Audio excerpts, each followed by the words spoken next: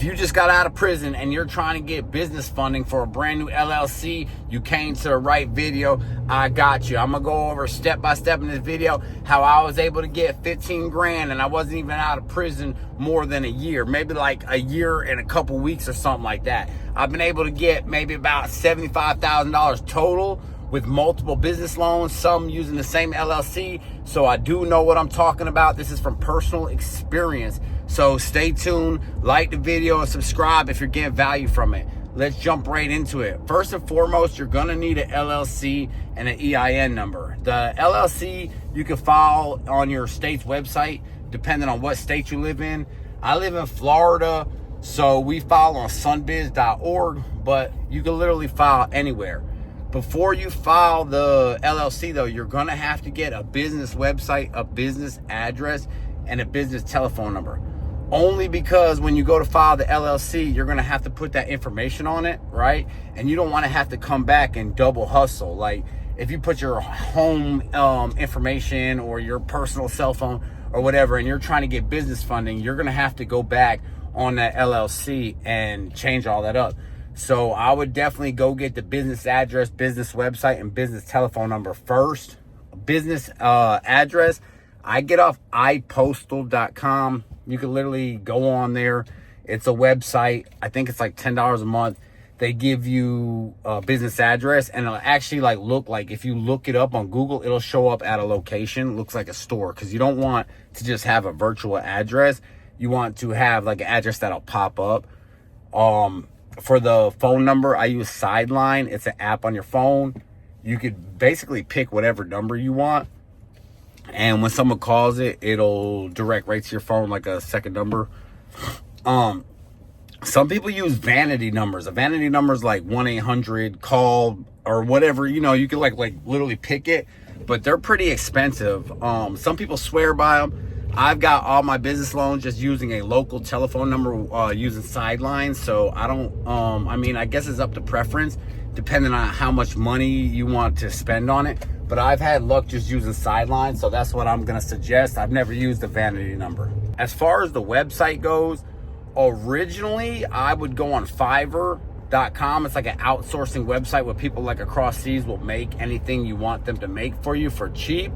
But with the way AI is going in ChatGPT, I literally just go on ChatGPT, put in a prompt. I say, hey, I want you to be a website developer who develops websites. I mean, you can really put whatever you want in it. You know, I want you to develop websites specifically made for this industry and whatever your industry is, and tell it to write the code. I don't get it to actually build the website.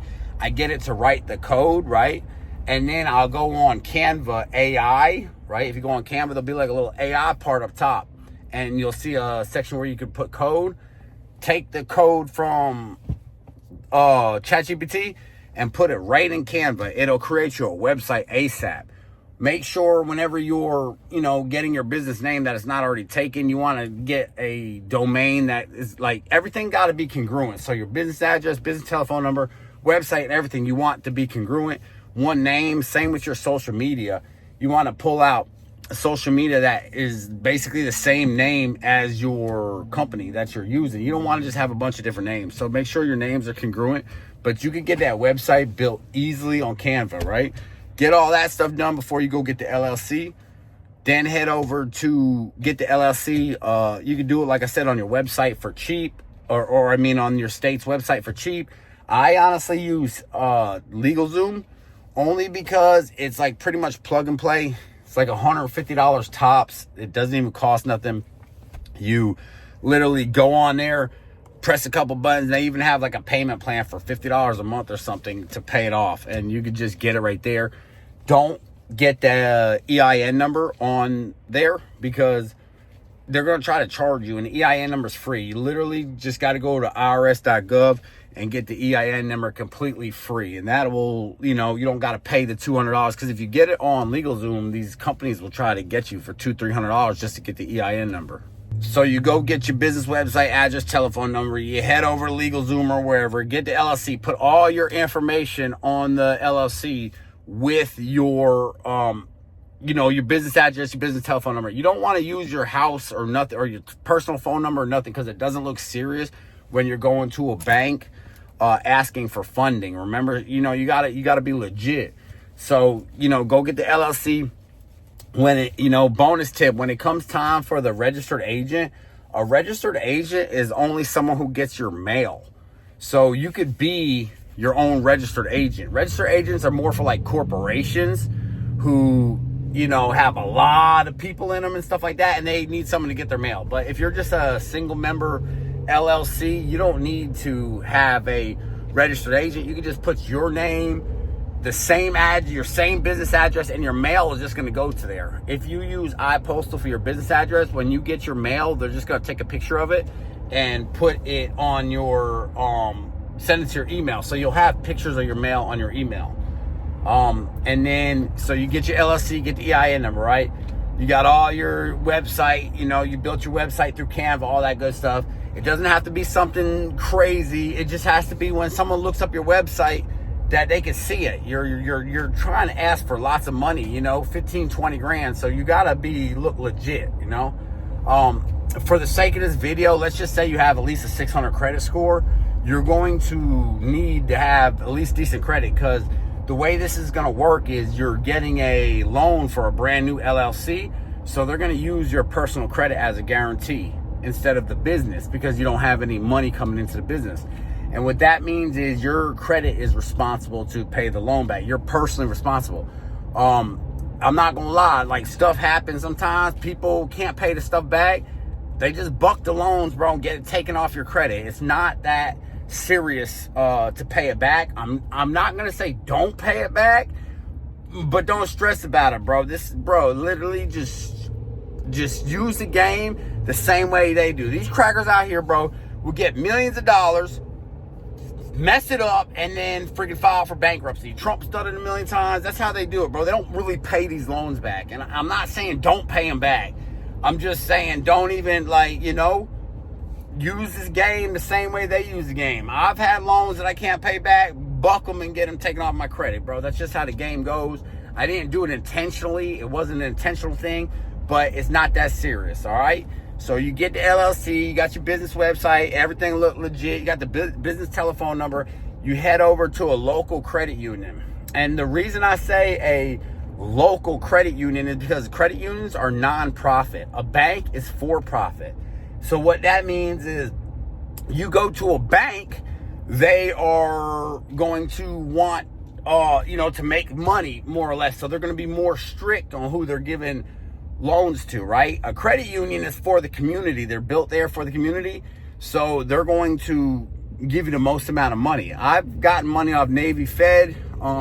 Thing about Navy Fed is you got to have like a sponsor number. You got to know somebody in Navy Fed. So you might not know somebody, but 100%, I just called them and told them that, hey, I freaking have somebody in the service in my family, and they let me in there. I didn't even have a sponsor number or nothing like that.